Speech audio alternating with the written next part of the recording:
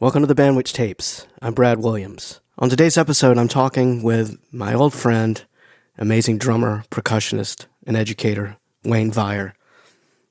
Wayne and I met years ago playing in a corporate wedding band in Atlanta, and I just felt an immediate friendship and musical kinship with him. And it was so good to reconnect with him and talk about his journey, talk about what he's doing now, and just kind of get in the weeds about how we feel about percussion, drumline, subbing on gigs, and just all fun things music. I have so much respect for him. He's also one of the funniest people I've ever met, and I'm sure that comes through on the episode. I just had a good time talking with him, and I'm sure you're going to enjoy it as well. So without further ado, here's my conversation with the incredible Wayne Viar.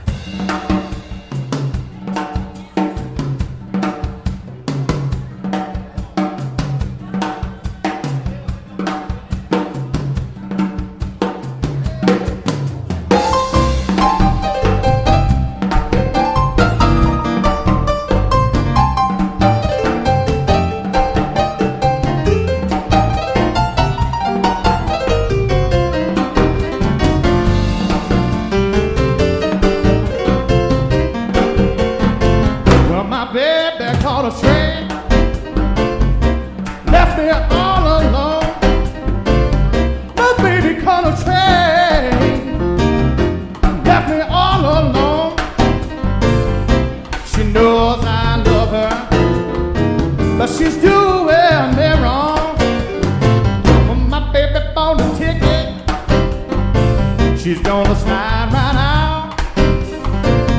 My baby bought a ticket, y'all. We're gonna slide right out. Said she's gonna ride long way from home.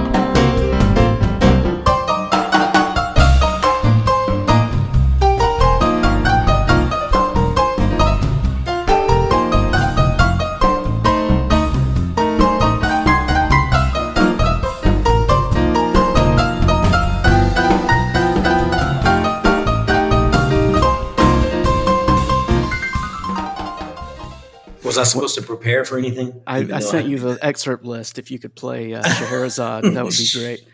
How does it go? How's it go? It's been a little while. It's been a while. How are you, man? So good to see you. Oh, I'm doing all right, man. It's great to see you too. It's been a long time. Like I said, I was trying to figure out where you triangulate with your location now. Yeah, I will. I'll get you on my Live 360 circles. Yeah, so there you can know where we're living. Yeah, in the U.S. right now.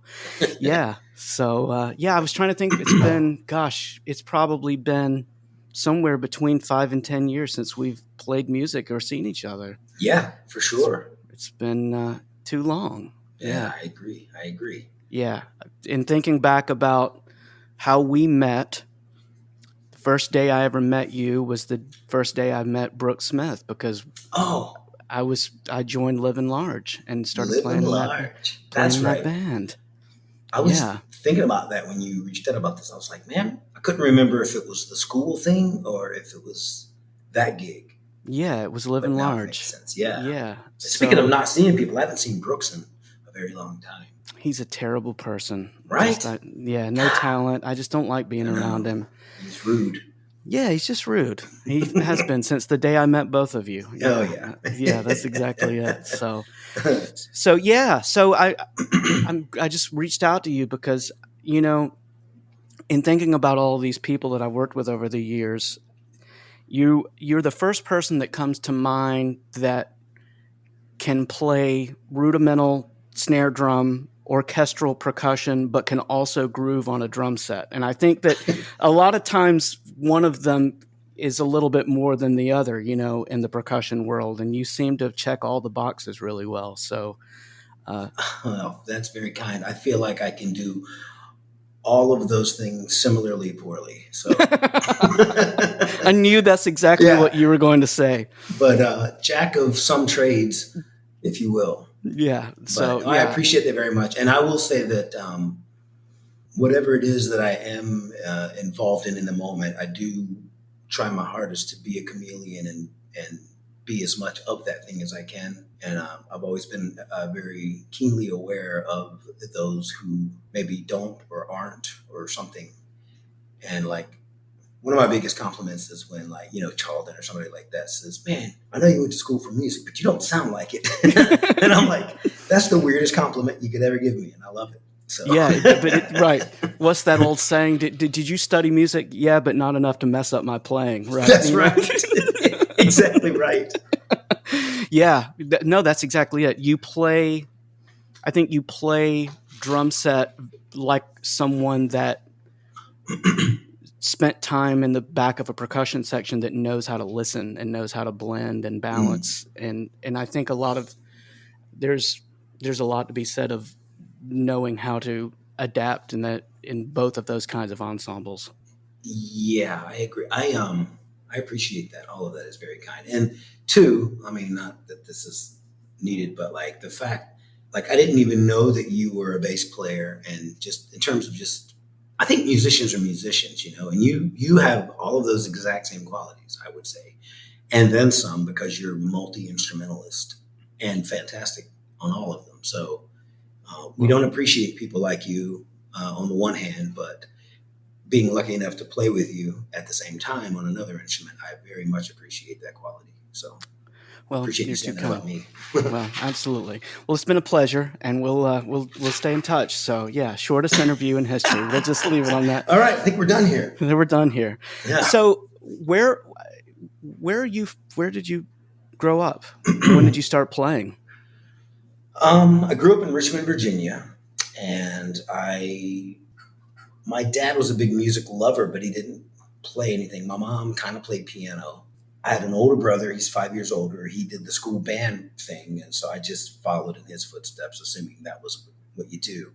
But before that, I was, making noise and beating on things and playing stuff. I had like a kit that I had made out of buckets and stuff. I just saw how they were set up, and then I just set all the buckets up at certain angles, and I would drive the neighbors crazy. So I've always kind of made noise, and then I found an opportunity, again, just following my brother's footsteps. I guess I'll do this in school because it's the only class I like. Mm-hmm. So I did that, and then of course it's like, well, the generation where everybody is supposed to just go to college now or whatever. When we were growing up, it was like, well, I really hate the idea of that, but if I have to, I guess I'll keep doing this music thing, and that's what I did. So yeah. Where did you? I think I remember you and I talking about Mark Ford. You studied with Mark Yes, Ford, right? That's right. Yeah. East Carolina University, which is in Greenville, North Carolina. Yeah. And so, yeah, what's crazy is he's from Richmond, Virginia as well. He went to like my rival high school, a few years prior to me, of course. But he would always, he would bring ECU. We would always do like a tour at the end of the school year. And go to different high schools in North Carolina and Virginia for recruitment. And that's where I saw him. I saw he was at Hermitage High School, which is where he went to school, which is like a mile from my house. And a couple of friends of mine and I heard about it somehow, and we ended up going to just check it out. It was a percussion ensemble, and they had a steel band, which was like crazy and different and interesting. And they were playing percussion ensemble lit that was like fun and exciting and not just totally weird, So we were like, whoa, this is crazy. So met up with him, talked, and then, did the audition and ended up going down there, studying with Mark. Great teacher, great inspiration, and he's done quite well. He's done quite well. Yeah. He's at a pretty small little percussion program now, right? Yeah. Out in Denton. Yeah. That's right. Skylar was accepted to North Texas and chose LSU, and he'll listen to this, and I'll say, ugh, but no, it was a great experience for him. But but man, Mark is, holy moly, what an educator he is, and what a performer. Absolutely. And I do feel like ECU in general at that time, like, I don't know what's happening there now. I'm sure it's good or whatever, but like, I do feel very lucky that there was this little moment in time where at that school, there were lots of interesting, exciting things happening, and a collection of a lot of really talented people that have all kind of gone on to do some, most everyone I know stayed in music and still does it, and still, mostly people doing it as their career, and some like at a very, very high level. That we're all Yeah. like part of that same class. You remember, Joe Lee Oh, absolutely. in town. We were, roommates. So- we were in school together at the So same time. that's where you met Joe, the That's where I met another untalented person. That's right. In our, And jerk of a guy, right? yeah. Yeah, Man. we both went in at the same time. He's from Virginia Beach, so we had actually. What? Okay, let's pause for a second and let me Yeah. ask: what in the world is up with so many great musicians from Virginia? I mean, it's nuts how many great players come from that state. I don't know. I mean, thinking back on it, it is. I mean, there's a lot of Nashville guys that are from there. Like was it? I mean, we're Dane talking Bryant? about Brooks. We're talking Yeah, about Brooks was. That's right. Brooks was in Richmond. Shannon Wickline's from Virginia. Yeah, I I mean, mean, there's a lot of. Yeah, man, it's quite a. yeah. And right now, do you know VCU? Are you familiar with that school? Yeah, Virginia, kind yeah. of it's a big jazz school, and I mean an art school in general. And it was when I was there, and I would have gone there, but I was just trying to get out of town. I think, but I've got some acquaintances, friends, not students of mine, but friends of mine, students who I met through different activities that are still in that Virginia area, and it's really rich with a lot of good stuff going on. His name is Scott Clark, jazz guy, kind of avant-garde-ish, and really great musician and artist. But Butcher Brown is out of there.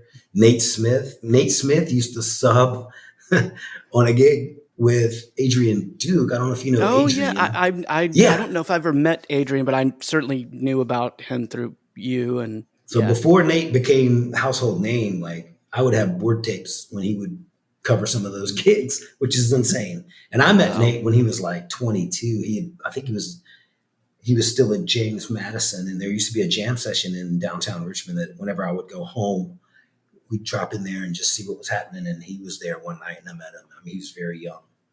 It sounded incredible, even then, of course. Yeah. But there's a lot going on there. I don't know what it is. Yeah, But- just the perfect storm of just I guess. great players coming out of there, man. It was great. What did you do drumline and everything when you were at ECU? I did. I my high school was a pretty, at the time. I mean, it's nothing. Looking back on it, it's funny, but at the time, it was pretty cutting edge, I guess, as far as that stuff went.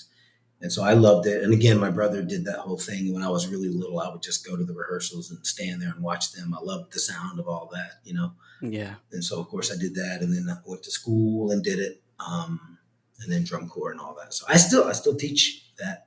It's like one of my home bases that I still mostly enjoy. It's changed a lot, right? It sure has. Yeah. It's changed a lot. Yeah. Yeah, well, I'll just say that it's changed a lot. It sure has. Yes. So, yeah, I was going to ask you about DCI because you early 90s? Is that what you did? Yeah. 91, 92, and a little bit of 93 before it all exploded. So, Santa Clara? Were you Santa Clara the whole time? Yeah. Mm-hmm. Yeah. Let's see. So I had written, like when I was in high school, my brother, he was watching DCI and I was like, well, what is this? And then, I would ride with him to see local shows. And I got to see, I think I went to Allentown one year, which is one of the big regionals, or used to be. And like everybody was there. So I got to stand and really watch the warm-ups and things like that, the actual behind the scenes things that at that time weren't so easy to come by. And fell in love with Vanguard, and but was East Coast, and was like, I was just so ignorant to the whole thing. I literally on the back of one of the programs that was the address to the Corps Hall. So I just wrote a letter, Dear Ralph Hardiman, I really like, it was the dumbest thing. I was so young, and to his credit, I still have it somewhere. He wrote back on one of those like little small yellow legal pads. Because I was like, hey, I think I'm interested in playing the bass drum or something like that. And he was like, well, it's weekly rehearsals and we are in California, you know? Right. And I was like, oh, right. Okay. Well, no big deal. Anyway, fast forward to college and an older student at the time was there. He went out and marched a year. And then I was like, hey, how do I do this? Like, I didn't know that was a real thing. Because at the time, everything was really pretty local, you know? Right. There were a few people that traveled, but it wasn't what it is now, which is everybody goes wherever. Right. Anyway, I went through that whole thing of like, okay, I'm going to prepare an audition and all this stuff. Turns out that guy ended up getting the gig as one of the staff members. And so I was able to just slide right in there and be part of that. So super fortunate because it was, again, like ECU at the time, it was just a spot where it just so happened to be tons of future legends. You know, Yeah. Murray Gussick was there, Jim Casella, Colin McNutt, guy named Chip Webster, who was like partially responsible for the whole tilt when that came into fashion for a while. And I mean, just a lot of guys, Matt Altmeyer, Stacy Stokes, she worked for ProMark and taught everybody at one point. Just a lot of great people that were really kind of movers and shakers in that world. So again, I felt super lucky just to be around that, you know, those kinds of people. So yeah. Wow. What a list of names, right? Yeah, man. Yeah. And there's my dumb self just Stop. checking it all out, you know. Like, what were you playing? I was in the front. So in order to do that, you had to fly out to a couple of camps. It was like no less than 2 camps you had to fly to if you were in the front ensemble, which was called the Pit then. And so I was like, yeah, okay, I'll do whatever to get out there.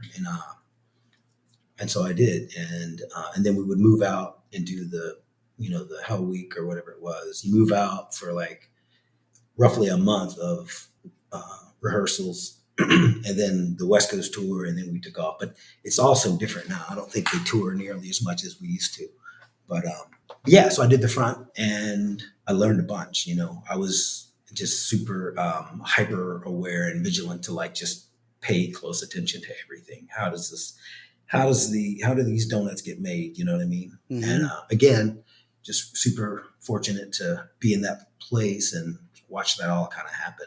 I mean, that's as much of my, I think, education as college was, you know, really. Sure. Yeah. So musically. And I don't want to turn into the 2 guys on the Muppet Show. But, I know where this is going. Go ahead, Waldorf. How do you feel like? How is that activity changed that you're like, oh man, I miss this about it, you know? Yeah, that's a very big can of worms that we see people argue about every day online if you're looking. But I'll say this. I think that the students that go there are as talented as ever. I don't, a lot of people say, oh my gosh, everybody's so much better. I don't know that everybody is, quote, so much better. I feel like the collection of talent is more similar. I agree. And I feel like it used to be a pretty wide range between your best player and your worst player.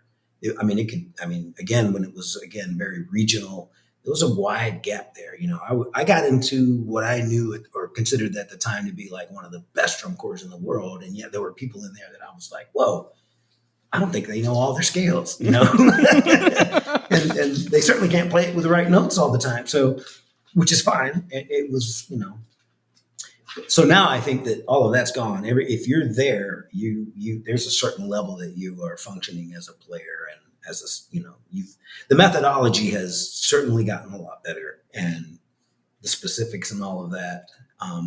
I don't know what to say to your question. Like there is and some of this is cultural. It's a little bit softer, and that's not necessarily bad. It's just different. And we probably came up in different. The environment of even a high school band program was probably different for us than it is now in that respect. For sure. That is, I think too, that's a big part of why the consistency player to player is the way that it is. The programs are you have to search far and wide to find a program that's quote bad. There's a lot of good stuff happening everywhere now. And so, I think for me though, there was a certain attraction. It was a little bit more, it was less artsy, dancey, esoteric, and it was more, music centric with some fun visual stuff to it. And it was a little bit, it was coming out of the military. The old school was like military, whatever. And so not that it was rigid and stiff and unfun and mean. It was like an edge. It was just like it was more of a football team mindset than it was a dance troupe mindset. Yeah. No, and that's really the big difference, I think. And there's nothing wrong with either. I do think I had this conversation with some people because I still teach in some high schools and stuff and write. And I have had the conversation, like, I wonder if I would have done it if it looked like it did now. A lot of people are like, oh, you would have done it. And I'm like, I don't know if I would have. I may have gone just the straight up jazz band route, like did the 4 years that I had to do in school. And then I would have maybe gone into a different direction because it does not appeal to me aesthetically as it once did. Yeah. And part of that's age, of course, but I think too, I don't know. I just kind of feel like I would not have been particularly drawn to it. Yeah. So, but that's where I'll put that. Well said. No, that's well as said. Diplomatic as I could be about it. Wayne, that was fantastic. It was fantastic. I'm so happy to see the continued success of Colin McNutt, by the way. Oh my gosh, man. And every ensemble he works with just is successful. Yeah. I mean, he makes excellence happen. It's incredible. He does. He's his background was wild too. Like he grew up Hannum guy, and then he went out to SEV because he wanted to just get a taste of the whole West Coast thing. And I think he was originally drawn to the whole Ralph musical side of things. And then when we got out there, it that whole thing, the divorce of Hardiman and Vanguard had already happened. And then Scott Johnson came in, which was incredible, equally amazing. It's just a whole different thing. So in a weird way, Colin got he was thrown in the blender. Like he grew up the Hannum thing, did the college at UMass with Hannum, was like Hannum's kind of right-hand guy forever. Went out, got a taste of the West Coast, got obviously the Scott Johnson ingredient in there as well, which is the devil's thing. So he's just like this perfect mixture of all of those elements, which gives you what he is now. And he's got his own voice too, which he had that voice then. That was back in the days of when some of the performing members would contribute stuff. So he would write, and then the ensemble would play some of his things. He had a piece at the time called Red's Rumba, which I think people know it pretty well now. But he wrote that, before he even got to SCV, and then SCV played it. And so it's a very unique voice that he has in the activity. And I love it. He, to me, is kind of a great mixture of the new and the old. He's very that's what I was going to say. He's very forward thinking in it, but he really honors everything before. It's aggressive. It's aggressive. There's no, it's not a whole lot of hair gel smiling and dancing. It's playing some serious notes. Yeah. With incredible control and precision. And, it's really impressive what he's done. Yeah, I went to a Bands of America event years ago, and he was there, and it was him and James Campbell. So you can imagine how terrible that was for me. I mean, it was unbelievable to get to be around those two guys. And just Jim's Colin, cool too. Yeah, I know.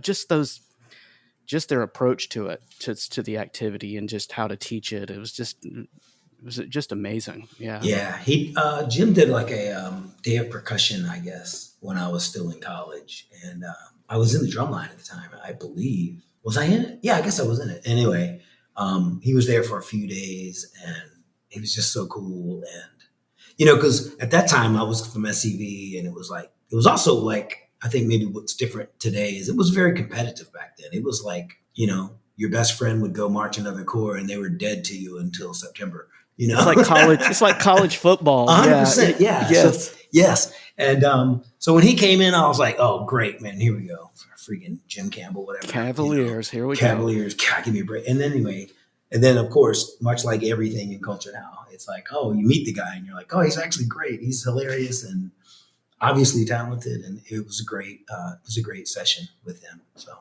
yeah. And you did I&E, right? There's a great, I did. There's a great video of you, by the way, on YouTube. Yeah, I'm sure. Of you playing timpani. Yeah. Yeah. What did you? I guess looking back on it, that experience musically, how did you feel like you grew during that time? Music, like as a teacher, I got a lot of information that I had never really gotten.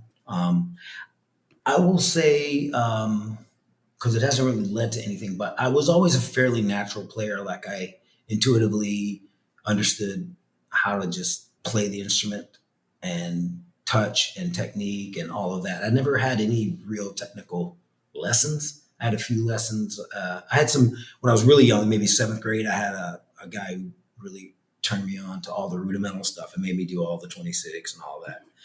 And then I didn't have a teacher for a long time. And then I had another guy who then it was just about literature and preparing for college. But when I got to Vanguard, I started to really hear people describe touch and technique in really specific ways mechanically, some of which I kind of knew, but it was just good to hear it being articulated. And so I feel like I learned how to teach there by being in that environment and how to express things.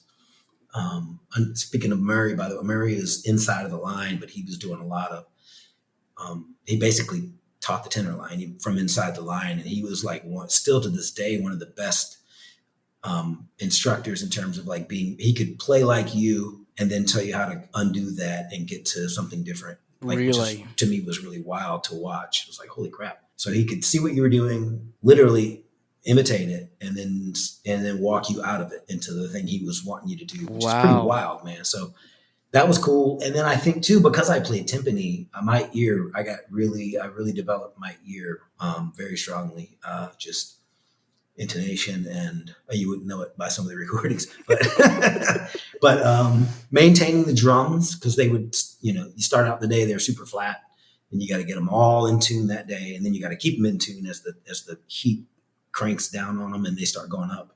So I was tuning all day, every day for 8 hours a day, seemed like, and so my ear got really dialed in, which I appreciate. Yeah, absolutely. And of course, touch and sound and all of that through the, conceptually through that instrument, which was really, again, pretty mind blowing and eye opening, and what I think is super beneficial, and I apply again all of that to everything still to this day. I think, and I've talked with a lot of people on here about timpani specifically, that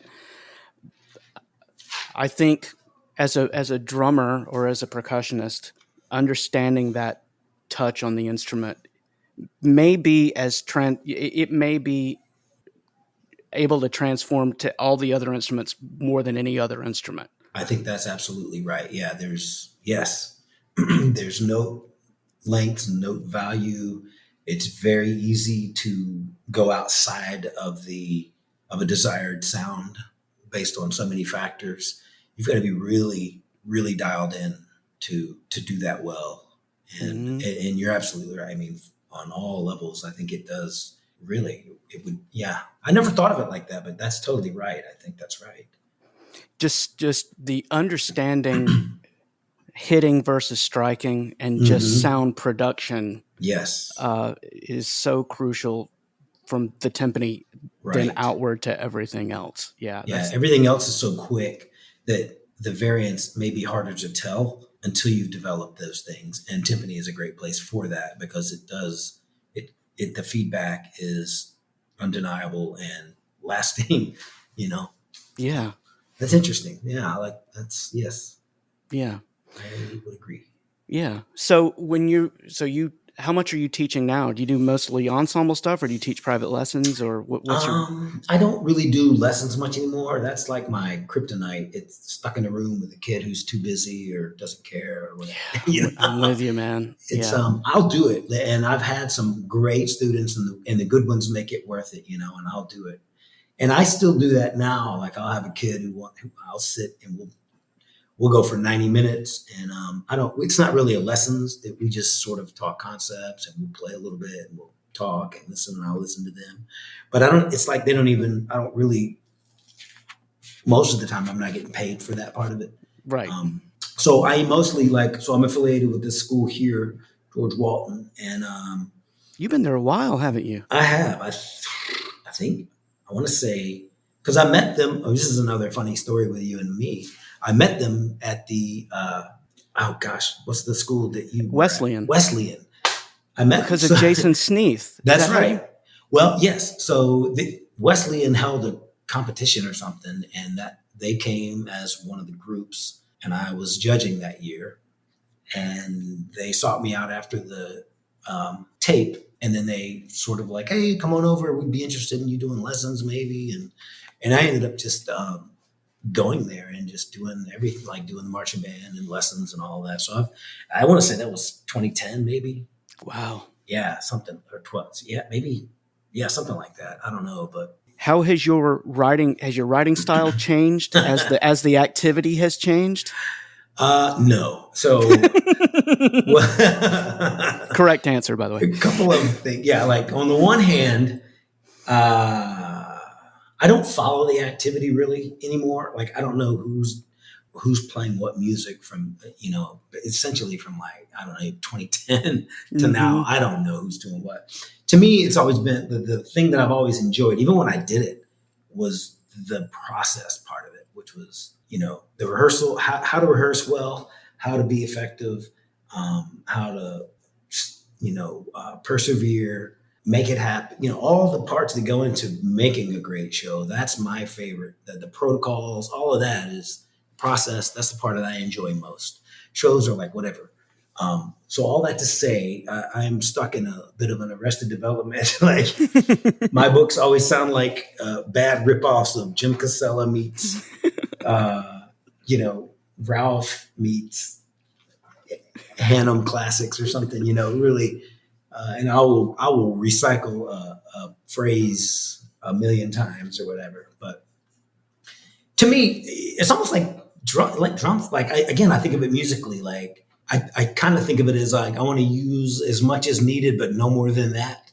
And I feel like now so much of the writing is just chaotic. For what reason, I don't know. I'm like, I don't know that that's supportive of what's happening musically, but maybe that's not the point. I guess it's not the point. Mm-hmm. And if it's not the point, then I don't know what the point is. And so that's where I tap out. So my stuff is very old school. I think it's effective and sounds good. It's usually kind of groove oriented. But you know what? I actually write the full everything now. So I do all the winds and everything. That really? Yeah, that I enjoy. I hate writing the percussion book now. For the last 3 years, I've been like, who will write this for me? Because I don't want to do this anymore. So, yeah. But to answer your question, I'm always long-winded. But no, I've not kept up with the trends.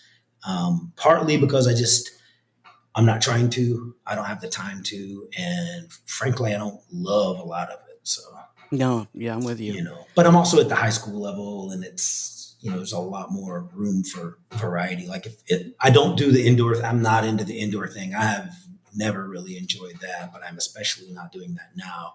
And when you're in certain environments, as like this is what I do, then there's an expectation, and I'm like, nah, I'm out. So, and I think that finding that balance between music education and music performance in terms of your writing, where you have something you want to teach the students versus something that you just want to go out and do a flashy, impressive show. Like you're saying, the process is more important. And I agree with you in that what you're teaching them along the way is probably ultimately more important than the product that comes as a result of it. I hope so. Yeah, because most of it can be applied outside of that show. The things that I care about are more like, are you going to go out into the world and be helpless? Or are you going to contribute? Are you going to be able to handle it? And if you're going to play music, like, what are you, what are you saying, and what's the quality of what you're doing? Yeah. So yeah.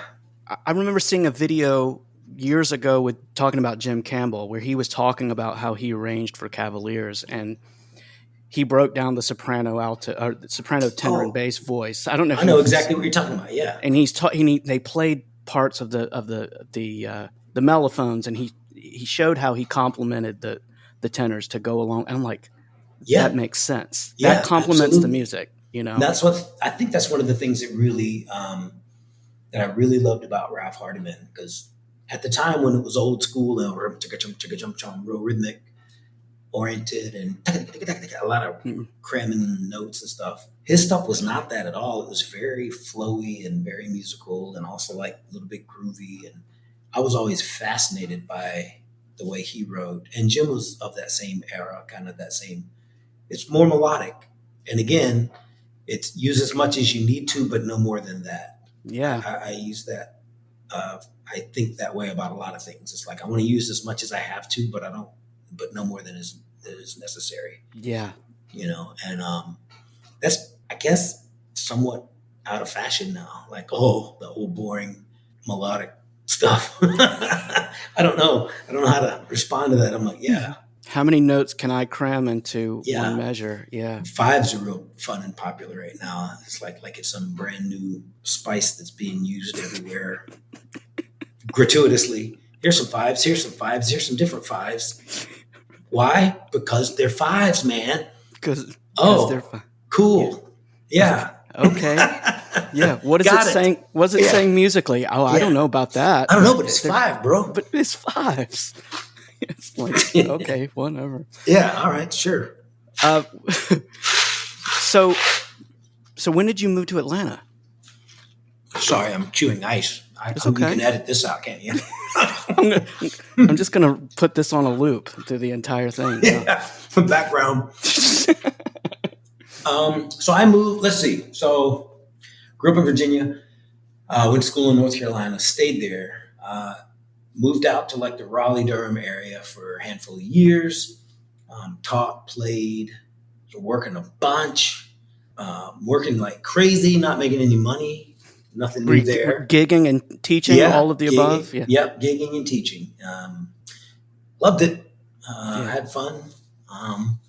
Rock, man, I really missed the Triangle and that whole area. There were so many good players up there. And I'm not too familiar with that scene. Yeah, like, because there's like NC State, Duke, Chapel Hill. So it's like all the communities around there were, with them being such big, successful colleges, it was a pretty thriving art scene all around there, especially Durham, out there in Durham, and Chapel Hill. Just really cool bands and musicians out that way. So I loved it. I kind of thinking about it. I miss it. And I always think, like, I wonder what if I had stuck around there, but I wasn't making any money. So again, going back to Joe Lee, Joe had moved down here around 96, around the time of the Olympics. He was going to AIM. Like, he had gone to ECU and then was kind of like in it. He was not like, that wasn't his speed, the whole full on college, like, whatever. I don't even know, 15 credit hours a semester and have to play in fine arts and playing 12 marimba. Ensembles for 0.5 credits each. Yeah. It was like the bane of his existence, the whole, I mean, he was very good. Like, when he would apply himself and everything that he did, he killed it. But I think he hated it. So he just wanted to play drum set. And anyway, we went to, I think it was Passaic in Atlanta, whatever year that was. It would have been around 94, maybe 5. Yeah. Something like that. And there was AIM had a booth there, and I think it was Chip, Chip Lunsford. Yeah. Chip, like, he was kind of at the booth, and there was like, they had like their promo video plan. I think it was like Chip and maybe Tom Knight. And he was like, whoa. And so the idea was, hey, I come down here 2 years of school and I'm out. I've got a associate's degree or whatever it was, man. So he came down here to do that and killed it. And there he met, Hexter and everybody, and he could already play. You know what I mean? He's a little bit older, and he already could play and had like a real concept. Like we got hammered on the jazz thing legitimately at ECU, and he was great at that. And he was already like a killer, like just rock, like strong drum. He was a monster player even when he first got there. So he got there and just chewed through the curriculum pretty quickly and killed it, and was immediately put to work, and loved the area. And so we had, stayed in contact and came down to visit him, and he was like, man, it's a working town. You should check it out. Da, da, da. And at the time, my wife and I were thinking about going somewhere else because she was wanting to maybe teach orchestra, and North Carolina was like maybe the lowest paid in the country, one of the lowest paid in the country in the area. The orchestra programs were like 7 people at this school and 12 at that one. It was really rough. And we were looking at Northern Virginia or Atlanta because we had friends like in both. And we ended up, coming down here where it was warmer and less anthrax was going on at the time. If you remember, that was around the anthrax. I do remember that. Like the world's blowing up everywhere. Let's not go there. So 2003, we moved. I moved down here to the Atlanta area per his suggestion, and he was able to get me sort of connected and going pretty quickly, which is great. I really appreciate that. So, well, I appreciate him doing that too. Yeah. Well, I was gonna say he was playing with Brad, and then he was like, "Yeah, I've got this other thing right now, and Brad's wanting to do more, and I can't do it all. Would you be able to cover that?" And that's That's how that happened. That's how that happened. Yeah. Man, I'll tell you, as you're talking about all of this, I'm just thinking about the fact that we're old. Well, that too. I'm sitting there like, "Good Lord." Yeah, yeah. I'm almost 50. I'll be 50 in 2 years? A year. Okay. A year and some change. So, I knew you were a baby. I knew it.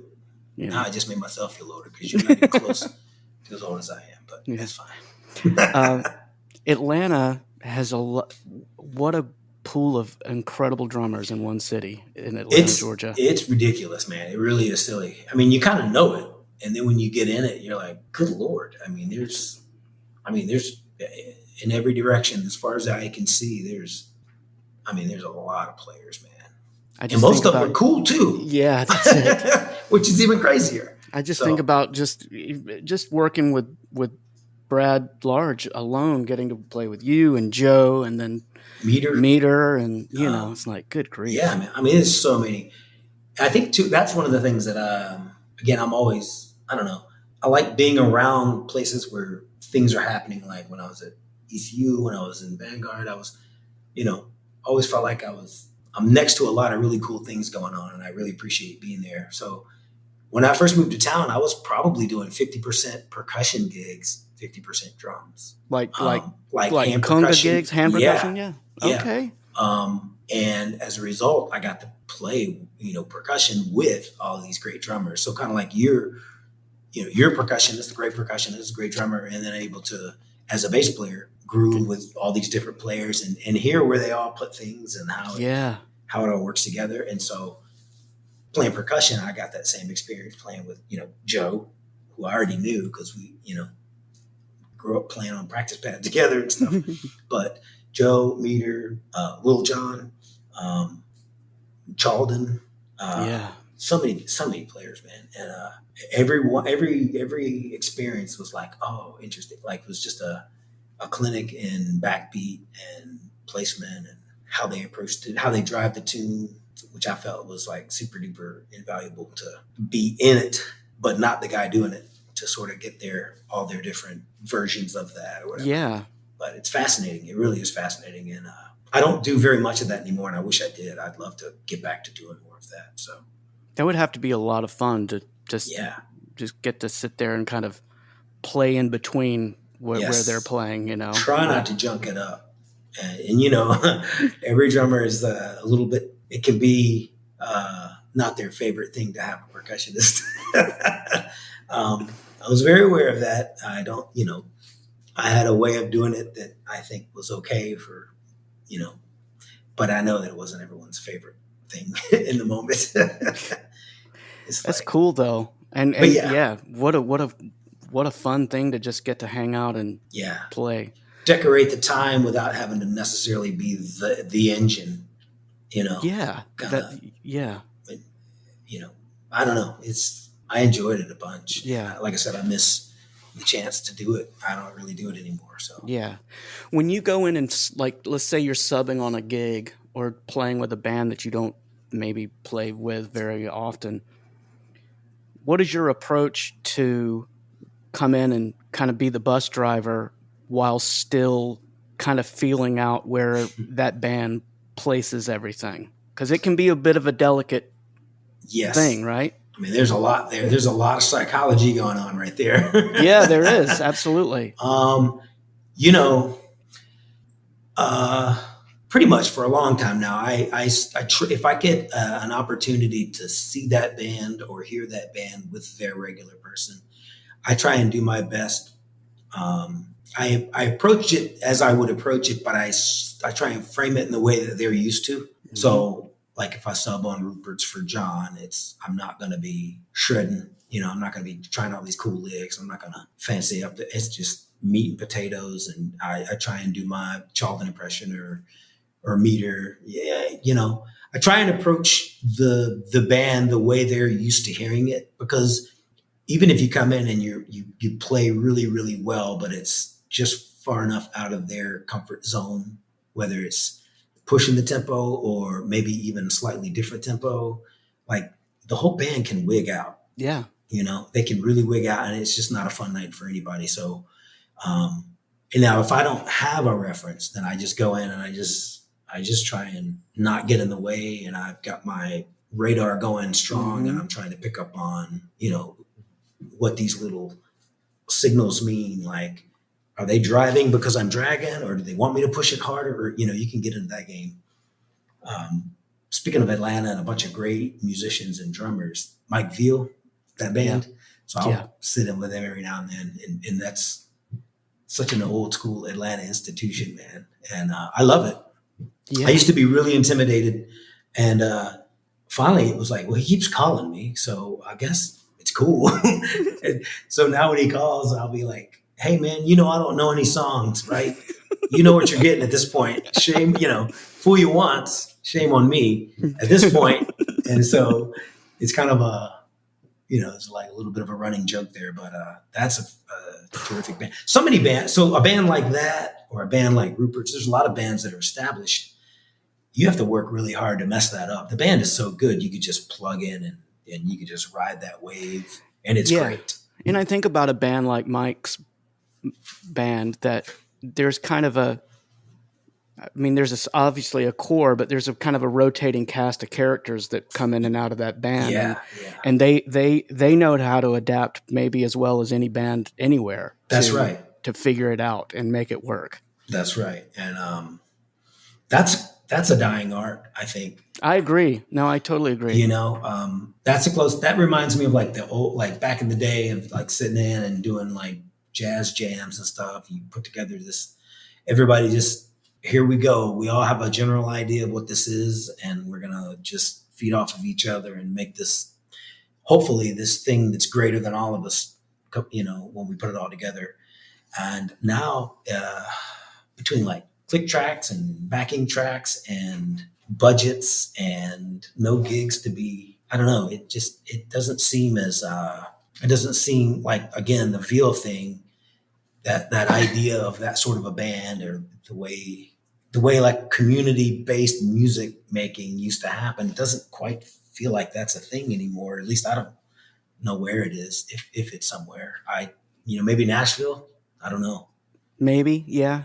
Maybe, but maybe on some college campuses, but probably not in the professional space. Right. Yeah. Which is, it's unfortunate, because I'm sure you're with me that those are those times I probably learned as much as any other time, right? Absolutely. Getting your ass kicked and having to survive and come out the other side of it. And if you're still standing and you didn't sell your stuff, you're going to be better for it, Yeah. There's a lot of guys that don't like that, though. Also, there's a lot of guys that's like, man, I'm busy. Don't call me. Yeah. I'm not. Yeah, it's Sunday at 3 p.m. No, I'm already working. Thanks for the call. Yeah. I like. I'm a weird one. I love getting out there and way out over my skis and having my butt handed to me. I feel alive. Well, you and know. that's where growth happens too. In Yeah. every, yeah, I'm with you. Before we go, so who all are you working with these days? Um. Are you So playing Are you playing with Blackwell? Are you playing with Chris? yeah. Chris and I have done a whole lot of. We've eaten our way across this country a few times over. Right now, I think he's got his thing that he does every now and then, so I'll do that with him.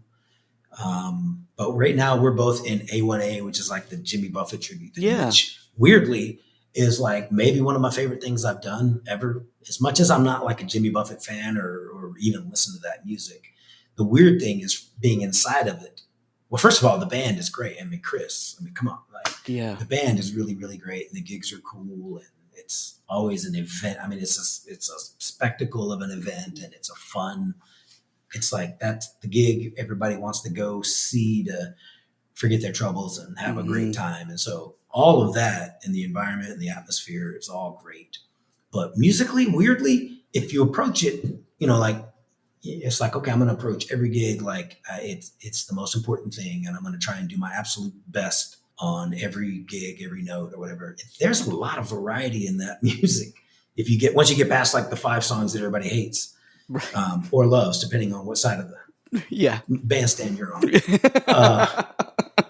There's a lot of variety, and I love that about it. It's like there's some Cajun-y stuff, there's some second line-y stuff, there's some island stuff, there's some reggae, there's calypso, there's singer-songwriter, there's some straight up like Stones-ish kind of rock, there's some real 80s super slick produced, fairly involved things. So it's a great variety, and I really love that about that gig.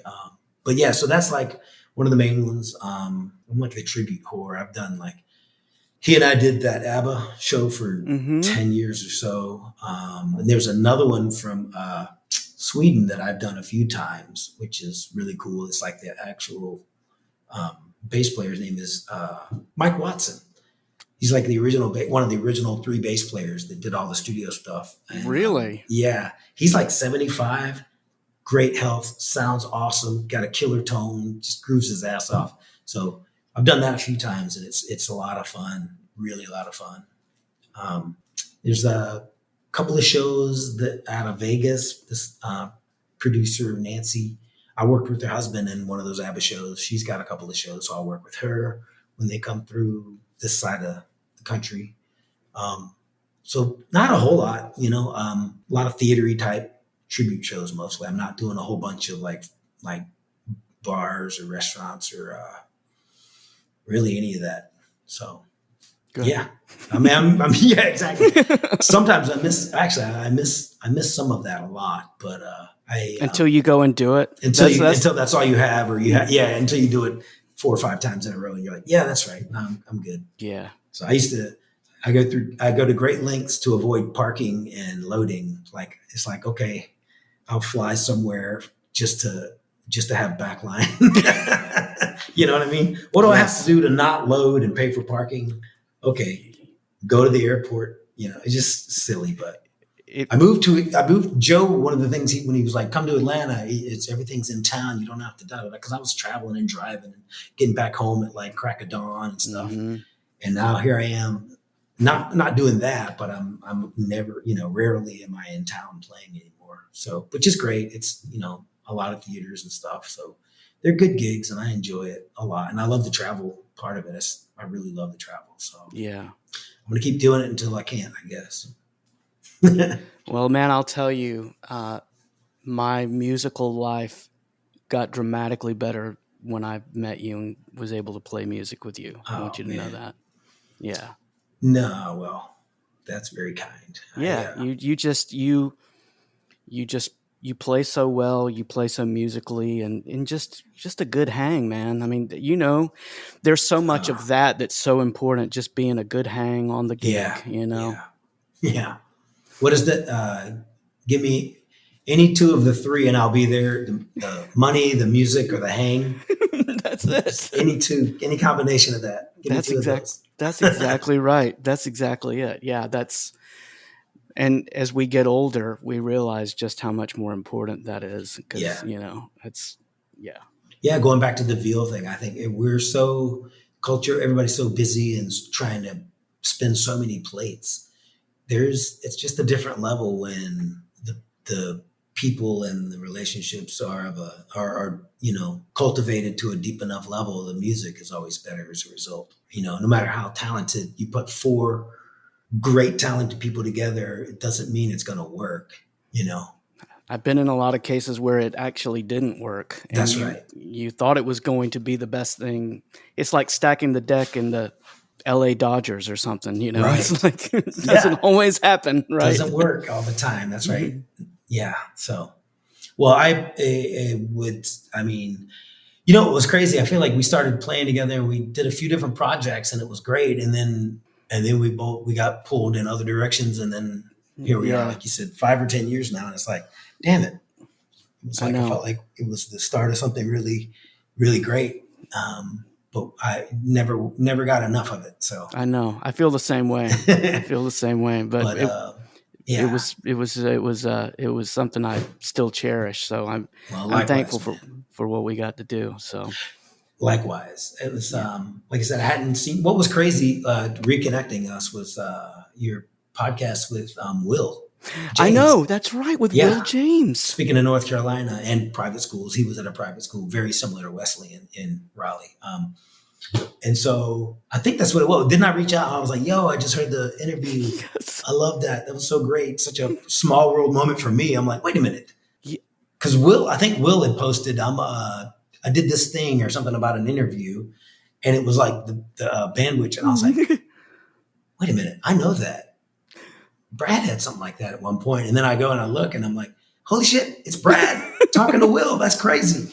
So I reached out to both of y'all and we're like, yo, that is insane. Small world moment. What a small world. Which is where I learned that you were now in St. Louis, which I didn't realize. So yeah, it's crazy. Yeah. I wish that I would have known when I talked to him that you guys were. Oh, I need to reach back out to him and tell him that you and I have done this now. So it's really funny. Yeah, that is funny. Really good. He's kicked it. He's kicked ass, man. So I'm super proud of him. Yeah, he has a good gig. He does. A good orchestra, and he seems to be really doing it. He's always been that dude, man. So he's very deserving of it, and he was one of those. Earlier we were talking about teaching lessons. I'm like, nah, but he was like one of like 4 over the course of my entire life that I've been like, man, that kid was a joy to teach when he was young. Yeah, because you knew he wanted to be there, and he was probably challenging you at the same time to stretch. Completely, 100%, 100%. So it was great, man. But anyway, sidebar there. It's cool, man. Well, best of luck to you, and thanks, man. So you good to catch up. So good to hear from you as well, man. Glad everything's looking up, and that is insane about your son, though. Like 24, he's still playing though? Yeah. He's not really playing much at all. Okay. Sometimes it takes going to college to realize what you don't want to do. Yeah, and man. That's kind of what happened for him. I get it. And I'll tell you, he was playing maybe I'll keep this in, maybe I won't. I don't know. He was playing a church gig in Louisiana and dealt with a really bad worship leader there that really kind of turned him off to it. And imagine that. And he really burned him out. And I hope he plays because he's talented. He's a good player.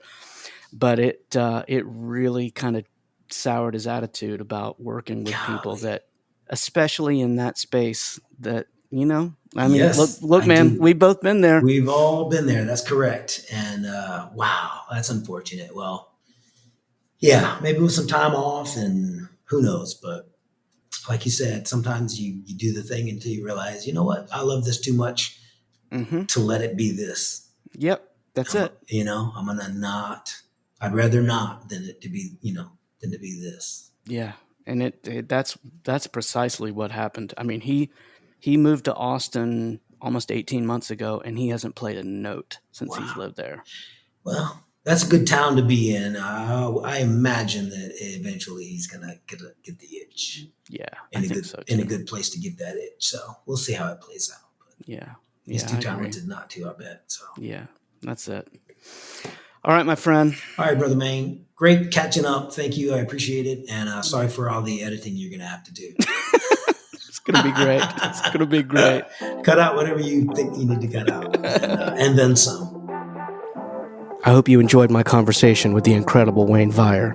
If you enjoyed the episode, take a moment to follow and subscribe so you don't miss what's next. I'm Brad, and this is the Bandwidth Tapes. Until next time, thanks for listening.